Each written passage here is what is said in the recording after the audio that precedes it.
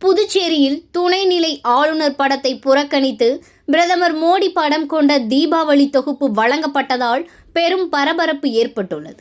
Puducherry union பிரதேசமாக இருப்பதால் முக்கிய முடிவுகளை துணைநிலை ஆளுநரை முடிவு செய்யும் நிலை உள்ளது.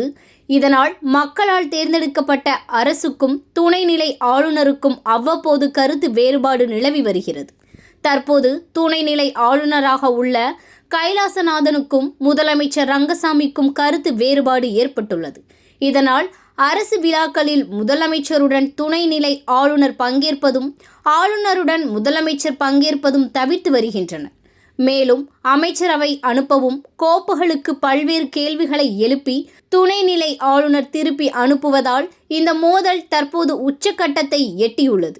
இந்நிலையில் புதுச்சேரியில் வழங்கப்படும் தீபாவளி தொகுப்பில் பிரதமர் நரேந்திர மோடி படமும் முதலமைச்சர் ரங்கசாமி படம் மட்டுமே இடம்பெற்று துணைநிலை ஆளுநரின் படம் புறக்கணிக்கப்பட்டுள்ளதால் அரசியல் வட்டாரத்தில் பேசு பொருளாகியுள்ளது.